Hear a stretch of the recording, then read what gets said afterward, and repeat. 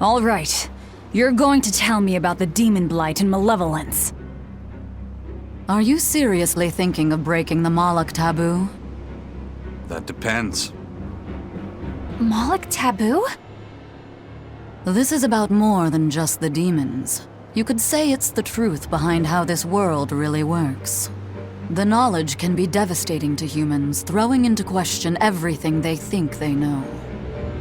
And so the Malachim agreed to withhold it from humans, for their own protection.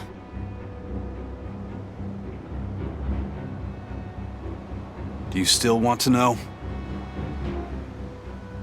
It's not like I'm a human anymore. I can't keep lying to myself. I can't go on unless I know the truth. You asked for it.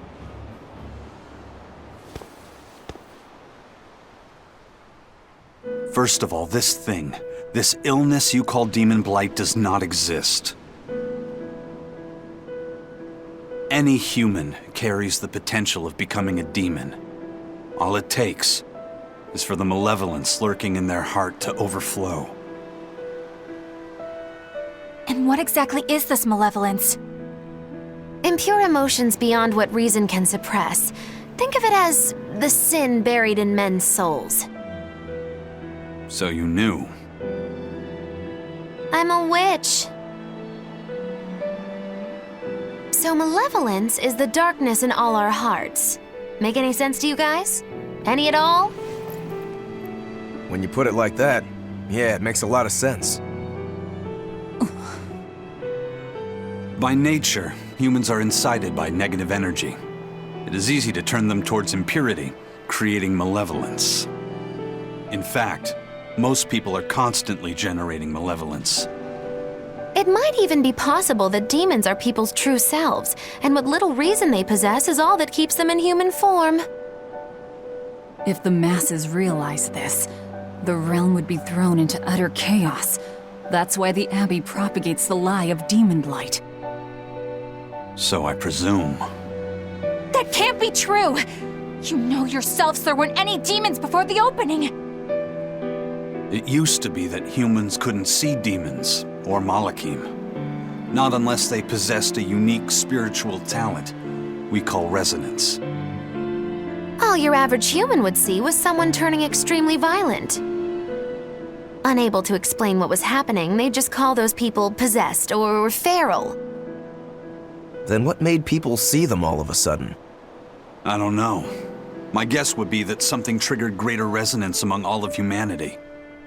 And then, on the day of the Advent, all humans gained the ability to perceive Malachim. And in the following days, the exorcist numbers swelled. This has to be Artorias' doing.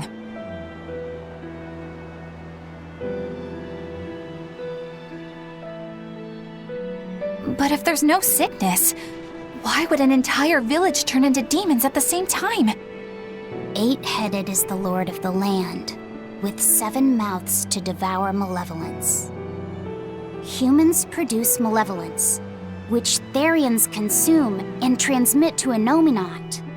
But when we removed Kamawana from the Earth Pulse point...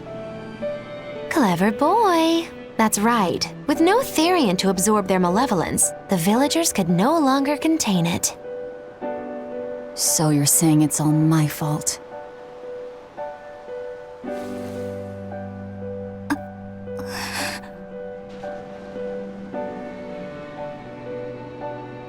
Hey, what's going on? You all look so sad. It's scaring me. On the other hand, at least now we know we can trust the contents of that ancient book. We tear the Therians away from their Earth Pulse points. Inominat's power will wane, and will prevent this awakening. But if we take away the Therians, then more and more humans will turn into demons. It's the only way to kill Artorias. Ooh, the knives come out. So even the truth won't stop you. Very well.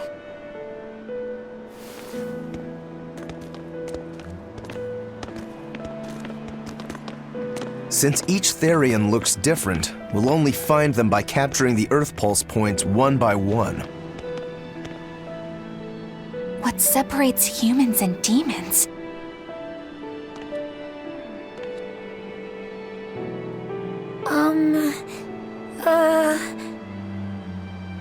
That's Eleanor.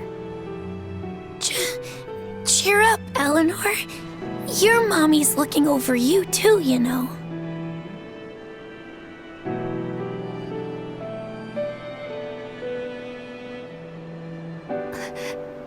Yeah, so she is. Thank you, Kamala. Grimoire, I want you to tell me more about what you said earlier. About malevolence?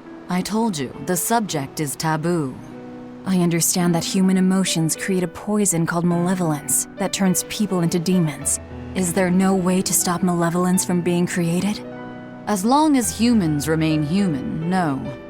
Malevolence is born of emotion, you see. But your kind must have found a way around it. Malakim experience emotions too. But Malakim do not produce malevolence, unlike humans.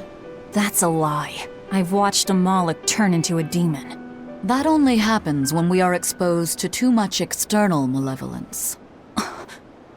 True. The island was full of prisoners and demons.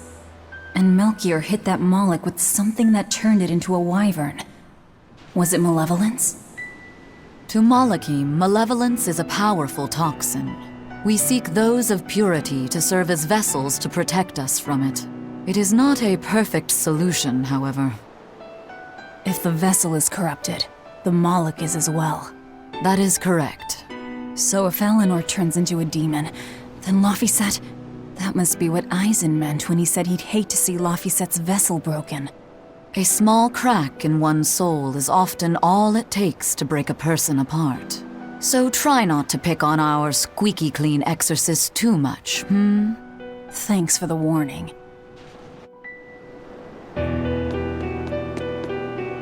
Sir, we just received a Sylph J from the boss of the Bloodwings. She has a job for us and wants us to meet her in Logres. How should we respond? Let's do it. Besides, we need to see if that demon in the villa was actually a Therian. Good point. And the Bloodwings might know something about the other Therians, too. We're heading for Logres. Prepare to set sail. Ready anytime!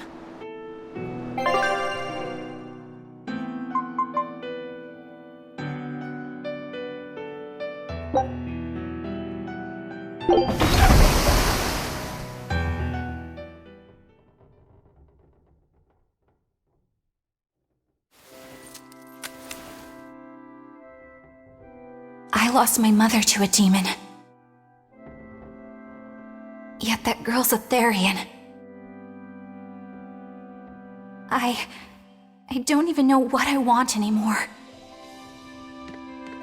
Hey, that's pretty! You like to look at that thing, don't you? Yes. My mother...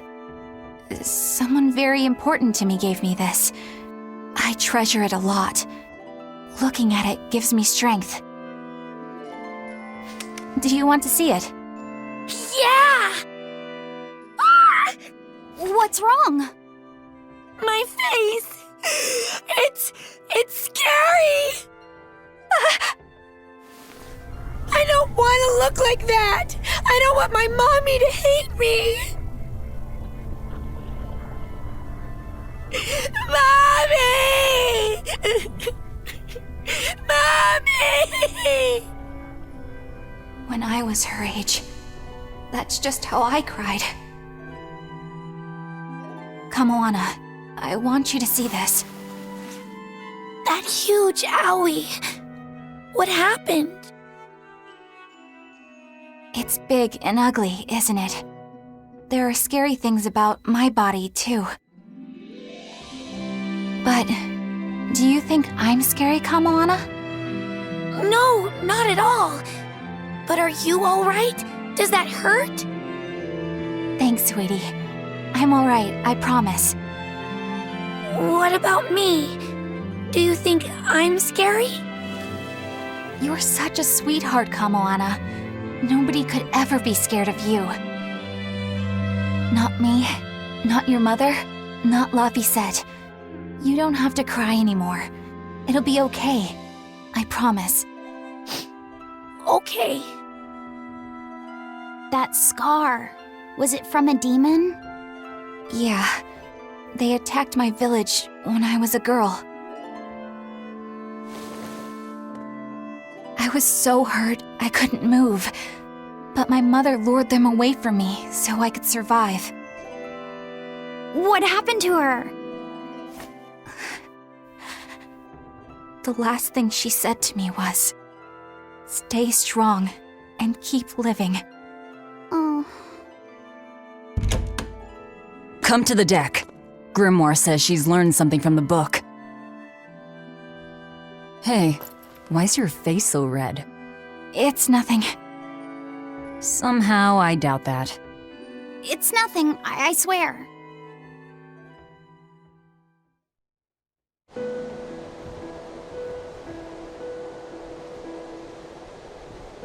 Do you all remember the second verse of that song Laphicet read earlier?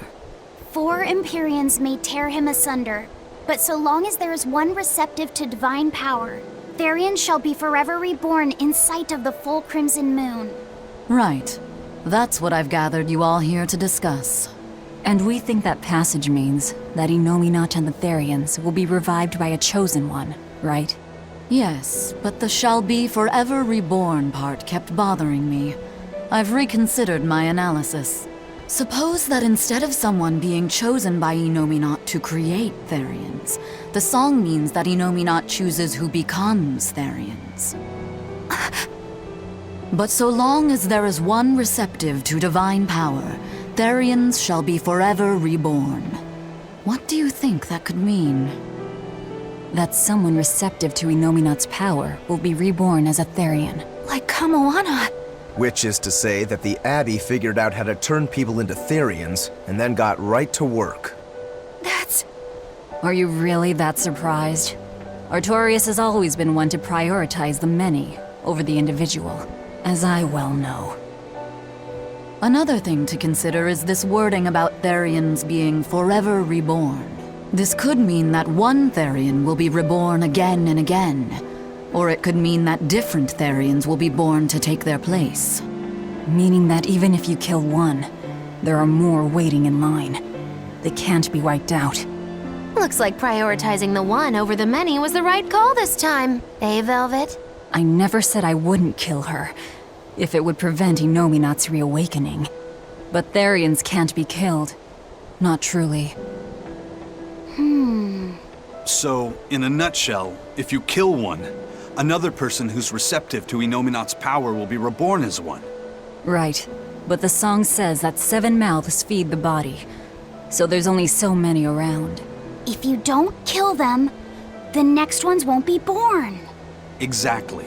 So we remove the 7 Therians from their Earth Pulse points instead. But then, we also have to protect them so the Abbey doesn't steal them back. Or kill them. Sounds tricky. We've got to protect my bug, too. Yeah, you take real good care of that thing now. Got it? You bet I will. In that case, we should probably work on securing a proper hideout for ourselves. You got a secret base or anything, Eisen?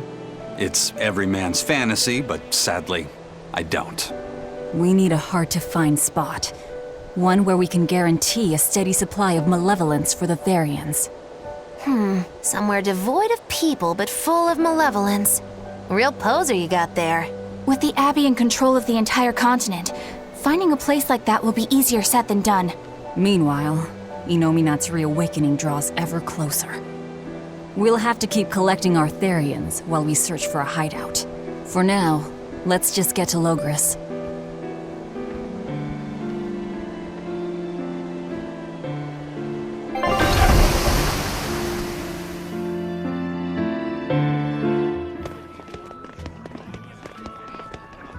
Hey, old man!